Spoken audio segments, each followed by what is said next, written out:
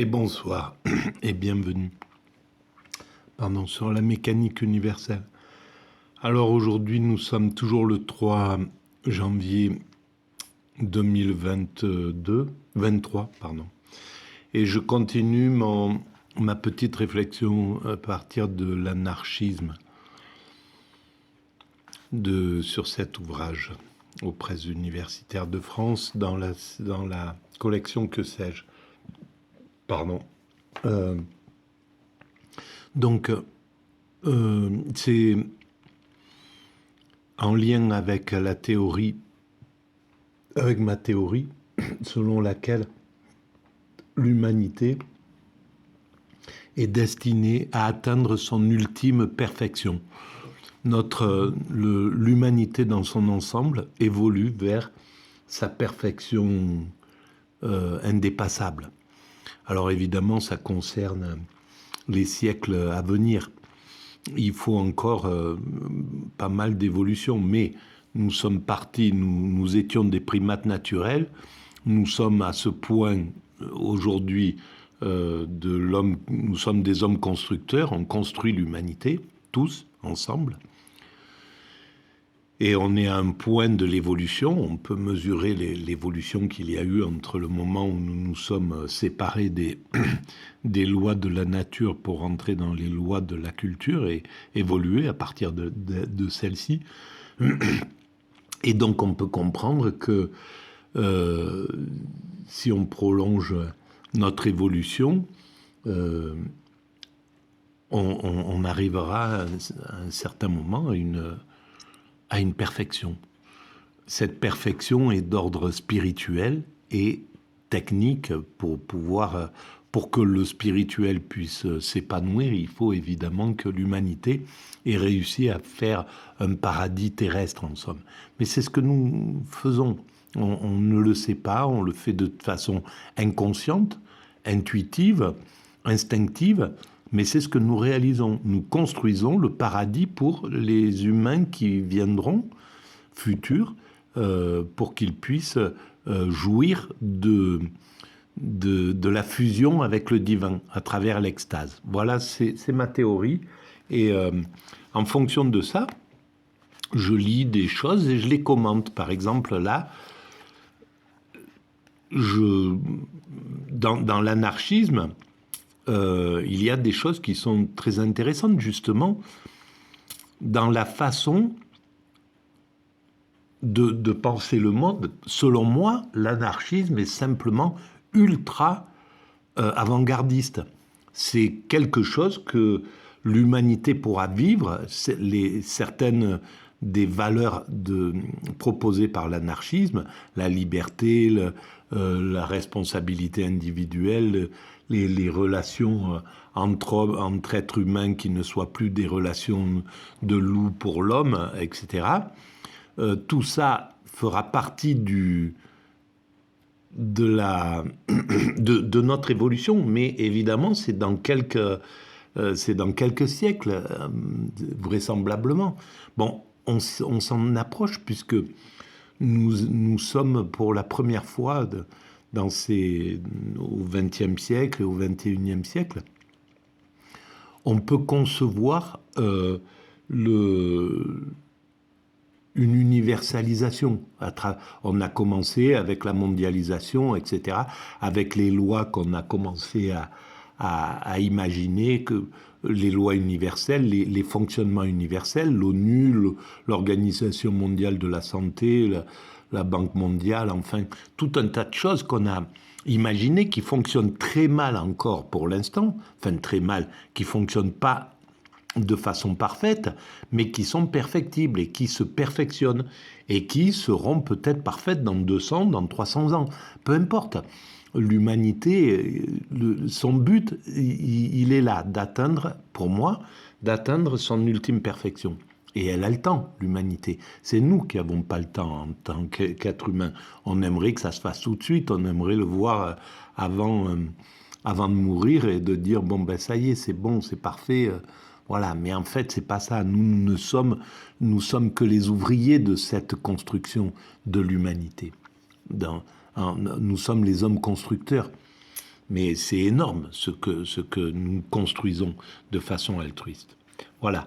Donc, je reprends la lecture et je commente en fonction de tout ça. La condamnation de l'État résulte d'une application rigoureuse de la justice.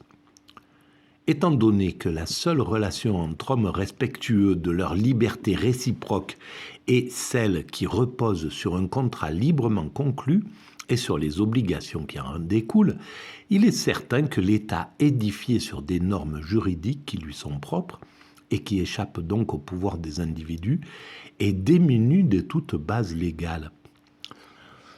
Bien plus, qui dit autorité dit oppression, qui dit pouvoir supérieur dit pouvoir absolu. Peu importe en l'occurrence que les défenseurs de l'autorité soient des conservateurs ou des socialistes. Le gouvernement de l'homme par l'homme, c'est la servitude.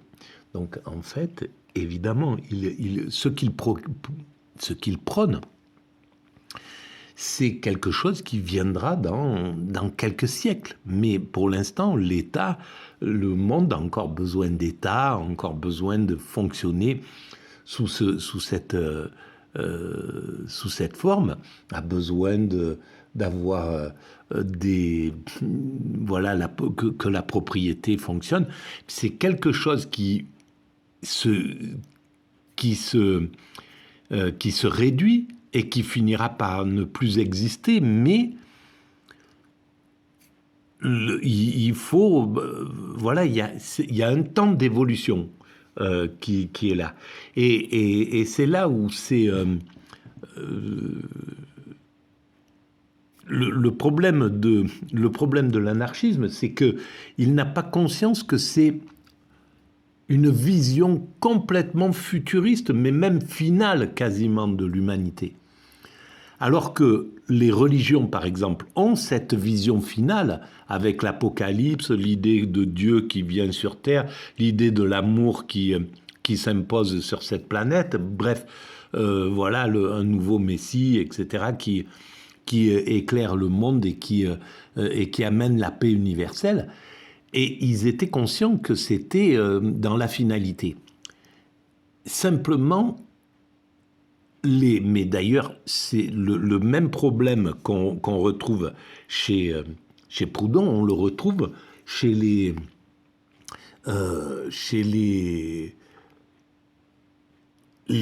tenants, chez les grands spirituels qui attendent d'une sorte de messie, qui attendent une fin, une finalité de l'humanité. Ils sont pressés, naturellement, on est pressé, on voudrait le voir, cette chose-là, pour en être convaincu. Et donc, ils l'attendent à chaque décennie, à chaque siècle, il y a le Messie est là, bientôt, tout de suite, il arrive, etc. Sauf qu'il n'est pas, c'est pas tout de suite. Mais c'est légitime, en somme. Et pour Proudhon, c'était la même chose. Il pensait, à la limite, que ce monde donc sans État était possible rapidement. Non, il faut encore du temps. Et c'est la même erreur que fait Fukuyama, et c'est la même erreur que je faisais au tout début de la mécanique universelle. Je pensais qu'on n'était pas loin de la finalité, et c'est complètement lié à son égocentrisme, quoi. C'est quelque chose, c'est difficile de sortir de soi et de penser pour les humains qui de 300 ou 400 ans après nous. C'est quelque chose qui est difficile. Mais en fait, c'est ça la réalité. C'est qu'il faudra encore quelques siècles et peut-être, voilà. Donc, je continue. Bien plus, qui dit autorité dit oppression, qui dit pouvoir supérieur dit pouvoir absolu. Peu importe en l'occurrence que les défenseurs de l'autorité soient des conservateurs ou des socialistes. Le gouvernement de l'homme par l'homme, c'est la servitude. Aussi, Proudhon se déclare-t-il nettement anarchiste. Plus de parti, plus d'autorité, liberté absolue de l'homme et du citoyen. En 3 mots, j'ai fait ma profession de foi politique et sociale. Pourtant, cette anarchie fièrement proclamé par Proudhon dès son mémoire sur la propriété, n'est pas l'absence totale de tout principe. C'est une anarchie positive, où la liberté ne sera plus fille de l'ordre, mais mère de l'ordre. Idée féconde à laquelle la philosophie hegelienne que Proudhon avait étudiée sert de repoussoir. Il y a en effet une différence essentielle entre la dialectique hegelienne et la dialectique proudhonienne. Hegel avait enseigné que les contradictions se trouvaient réconciliées dans une synthèse supérieure qui était à la fois leur suppression, leur conservation et leur progression, triple sens que récèle le mot allemand de dépassement, Offenburg. Pour Hegel, l'humanité finira par dépasser toutes ces contradictions. Parce qu'Hegel voyait justement la finalité de l'humanité.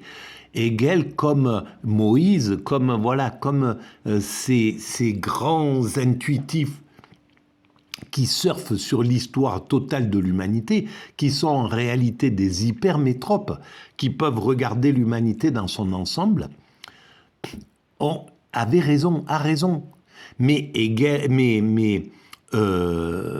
Proudhon a raison pour son petit moment, sauf qu'il voit les choses pas de façon hypermétrope, mais de façon myope, à l'intérieur de sa propre existence. Il ne peut pas sortir réellement de son existence pour projeter l'humanité dans 300, 400, 500, peut-être 1000 ans, peu importe. Il ne peut pas le faire. Et donc, pour lui, il pense que la contradiction ne se dépassera jamais. La haine des uns contre les autres, l'antagonisme, la compétition, etc. Et évidemment, ça sera dépassé et c'est là où Hegel est grandiose en réalité. Convaincu que la multitude des éléments qui composent la société ne peut être réduite à une unité quelconque et que l'antagonisme continuel est la loi constante de toute vie.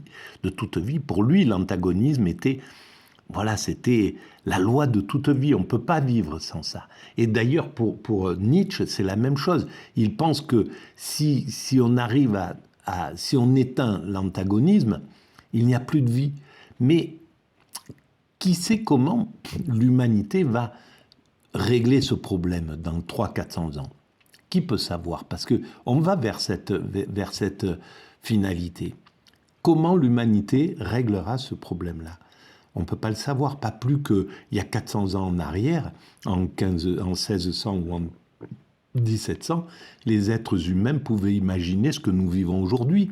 Qu'on aurait des motos, des voitures, des avions, Internet, qu'on serait au bord qu'on aurait fait une mondialisation, qu'on pourrait se rencontrer comme ça entre êtres humains, faire le tour du monde en quelques heures en avion, qu'on irait sur la Lune, etc. Tout ça, c'était inimaginable pour eux. Comme pour nous, c'est inimaginable ce qui se passera dans 200 ans ou dans 400 ans si l'humanité met 400 ans à atteindre sa perfection. On ne peut pas le savoir. On peut s'amuser à imaginer, je le ferai, je l'ai déjà fait un peu, mais je le ferai si Dieu veut me prêter de l'existence. J'essaierai d'avancer vraiment dans cette... de m'amuser à imaginer ce que sera la vie, ce que pourrait être une vie en état de perfection. Donc l'antagonisme continuel est la loi constante de toute vie. Proudhon ne retient pas des 3 aspects du dépassement que la suppression arbitraire du particulier. L'antinomie ne se résout pas, affirme-t-il, s'opposant ainsi sciemment au nom de la liberté individuelle à l'unitarisme hegelien. Voilà, il est posé sur la vie ordinaire, sur son monde à lui, son temps d'existence. La justice ne commande pas la synthèse que la force seule peut obtenir, mais un équilibre entre des éléments contradictoires dont les effets se neutralisent grâce à son intervention. Or, la synthèse est gouvernementale. L'État ne cherche-t-il pas à anéantir toutes les initiatives particulières, afin de dominer les forces sociales opposées. L'équilibre, par contre, peut s'établir dans une société qui serait débarrassée de toute tutelle extérieure. L'anarchie positive serait donc la victoire de l'économie sur le politique, la dissolution du gouvernement dans l'organisme économique. L'atelier prophétise Proudhon remplacera le gouvernement. Et voilà comment sa vision est réduite, sa vision myope est réduite. Parce que oui, bien sûr, pour lui, à son époque, la victoire de l'économie sur le politique, ça paraissait génial, parce que le politique était d'une oppression absolue, et à la limite, l'économique avait une possibilité de gestion, parce qu'à cette époque-là, les syndicats commençaient à se créer, etc. Donc il pouvait y avoir une gestion de l'économique. Mais on voit aujourd'hui, avec notre expérience là, récente, avec la période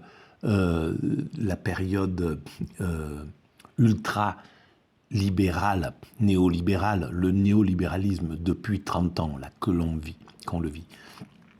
On peut voir à quel point ça, c'est la victoire de l'économie sur le politique. Là, l'oligarchie a gagné, l'économie a gagné. Mais il suffit de regarder ce monde tel qu'il est. C'est hallucinant ce qu'a fait justement le néolibéralisme, la violence qu'il a induite sur l'humanité. L'économie normale est là, bien entendu, mais l'économie souterraine, l'économie du crime, de la violence, etc., elle a explosé. Les mafias se portent à merveille, les gangs de partout. Je lisais quelque chose en Amérique latine, je ne sais pas si c'est au Mexique ou quelque chose comme ça. Dans les 30 ans, les gangs sont responsables de plus de 300 000 morts. C'est hallucinant, quoi. C'est tout simplement quelque chose de dingue. Et c'est exactement ce qui se passe en Afrique, c'est ce qui se passe dans tous les pays qui sont un peu fragiles, et même et dans les autres, en Europe par exemple, eh ben l'économie est en train de ravager tous les acquis sociaux. Donc il y a quelque chose quand un système est tout puissant, comme c'est le cas avec le néolibéralisme, il sombre dans la criminalité, alors que pendant les 30 Glorieuses où l'État était tout puissant, était beaucoup plus puissant que l'économie, mais équilibré, disons. L'économie était là, mais gérée par l'État. À ce moment-là, enfin, pas gérée, mais l'État lui servait de garde-fou. À ce moment-là, le peuple était heureux. Le monde fonctionnait correctement. Et donc, c'est ce que prône Proudhon, c'est valable sur son moment, à son époque. Maintenant, on ne peut pas laisser l'économie, on ne peut pas aller dans le libertarisme, la liberté totale pour l'industrie. C'est impossible. Ça devient, on en est les témoins. Voilà, on est dans un système. Le néolibéralisme prône ses propres valeurs. Donc dans les gangs, ils font qu'utiliser les valeurs du libéralisme. En fait, ils ont applaudi des deux mains et ils miment de façon violente la violence du libéralisme en col blanc. Voilà, c'est la violence du libéralisme en col blanc. Elle reste dans la légalité, et puis en dessous, il y a ceux qui miment ce genre de choses. Et voilà. Et donc, les mafias sont en plein essor, et on voit que même dans les médias, il y a la valorisation des malfaiteurs. Enfin, on arrive à un degré qui est tout simplement hallucinant, quoi. On est dans un système qui peut pas fonctionner comme ça, voilà. Et c'est très symbolique, hein, à partir des années 80, même la musique, les rappeurs, ils singeaient tout simplement, à mon sens, hein, c'est comme ça que je l'ai analysé, mais ils singeaient les dominants du libéralisme qui donnaient comme valeur, regardez-moi, imitez-moi, soyez comme moi. Les Tapie, les Berlusconi disaient, voilà, il faut me ressembler pour être... c'est ça les valeurs qu'on donne, les nouvelles valeurs qu'on donne. On enlève l'abbé Pierre, on enlève Sœur Emmanuel, on enlève Sœur Teresa comme icône lointaine à essayer de valoriser. Et ce qui est valorisable, c'est les milliardaires, c'est les gens sur les yachts, c'est les VIP, c'est ceux qui nous ont donné dans les années 80-90. Et voilà où en est l'humanité aujourd'hui avec ce mécanisme-là. Voilà. Donc je vais arrêter là pour cette vidéo. Merci de votre écoute.